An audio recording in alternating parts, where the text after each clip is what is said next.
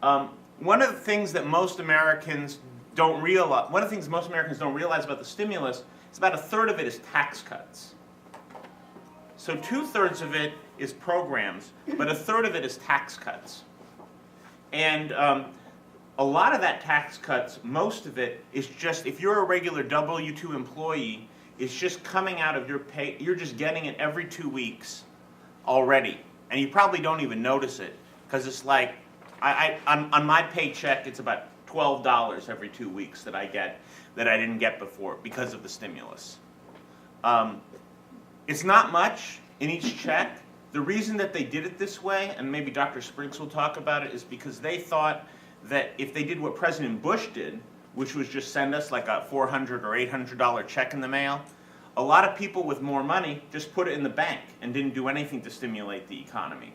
Whereas this way, they're hoping that if they just kind of sneak it into us, that we'll just go out to dinner one more time, or we'll just, fill up our car with gas, or buy a new appliance, and we won't even think about the fact that we have it. But as a result, most Americans in our poll found this don't realize that they've got a tax cut, especially since the economy is bad and most of their take-home pay is going down anyway. The second part of tax cuts are all these different incentives that you can get. And a lot of them I've written up in the 10 ways that you can benefit from the stimulus, which is in your packet. So if you are a first-time home buyer and you buy a home, there's an $8,000 tax credit that you can get. If you make less than double the poverty line, then you can weatherize your home and the government will pay for it. If you make more than that, you can get a tax credit of up to $1,500 to weatherize your home. So much of the stimulus is in the tax code, and I think we may get into more of that as time goes on.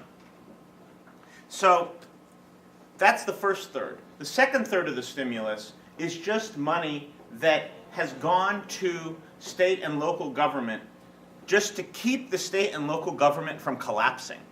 So in California, where I'm from, we had a $24 billion budget deficit. And many of your states probably had budget deficits too if you're not from California. Our budget deficit would have been $32 billion if it hadn't been for the stimulus. We got $8 billion in stimulus funding just to hold up our state. And we did a story, myself and my colleague Rupa Devitnam, about 60,000 teaching jobs being saved in California because of the stimulus. And it's a difficult thing for people to understand because, President Obama or any politician loves to appear at a school and say, because of me, we built this new school, we hired these new teachers, it's just great. But, no politician wants to go to a school and say, appear in Mrs. Smith's classroom and say, well, we didn't hire any new teachers. In fact, we laid off 5 teachers at this school, but we would have had to lay off Mrs. Smith too if it wasn't for the stimulus, and 2 other teachers. That's more of the reality of the stimulus. So, in California, we saved 60,000 teaching jobs because of the stimulus, but we still had to lay off 10,000 teachers. And that's going to be the same as you go around the country, not only with teachers, but with firefighters, police officers, other kinds of public servants, public health nurses. All these kinds of people got their jobs saved because of the stimulus, and that's a third. And then the final third is what we're always hearing about. The building, the small business loans, the stuff that the politicians have been talking about, broadband internet access. So the reason I like to start on the ProPublica site is that they have this great recovery tracker, which is a good place to start if you're trying to figure out where the money has gone in your community, because they have it broken down by state and locality, and they've gone through a lot of the government databases that are very confusing to navigate, and they present it in a very easy to understand way. So does anybody have a county that they're interested in? Kings County. Kings County in New York? Yeah. Okay, so we'll start with New York. So they have it broken down by state. And we'll look at Kings County. This is not completely up to date. It, I think, is data as of sometime during the summer. Oh. Sorry. Oh, sorry. My ability to understand the alphabet is limited. Okay, so this is great. You can see that according to them, ProPublica, processing the government data, that,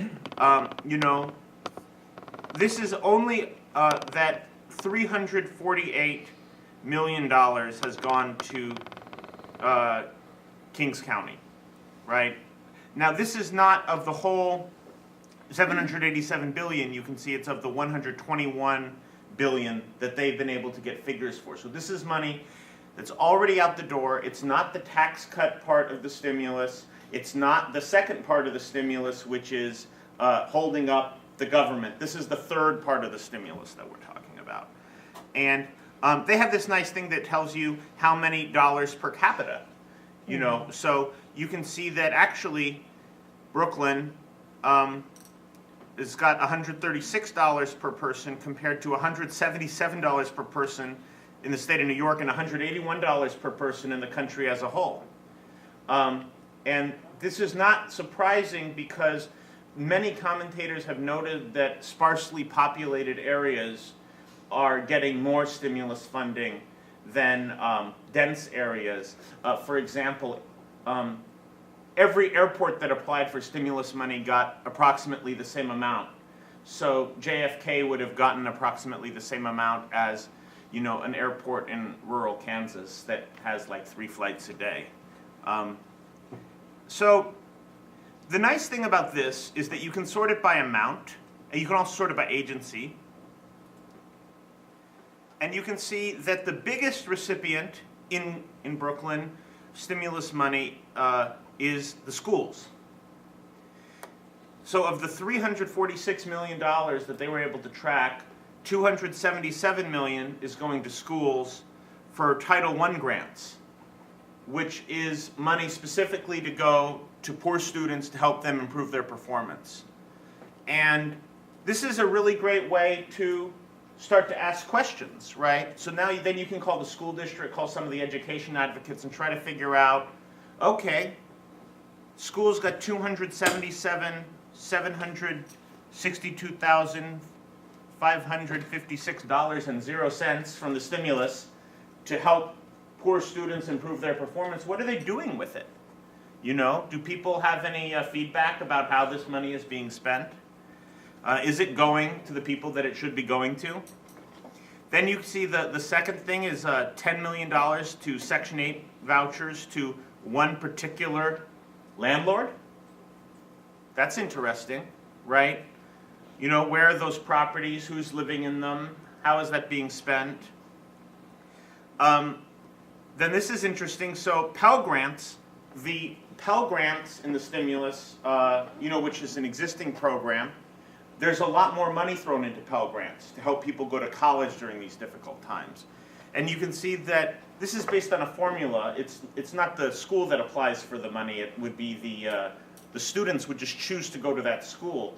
It lets you know that this ASA Institute has a lot of people who are trying to use stimulus money to attend it, Are they getting a good education? And you could just go down the list. Does somebody have a different county? Denver? So let's look at Colorado. So look at this. Colorado is getting more money per person than New York.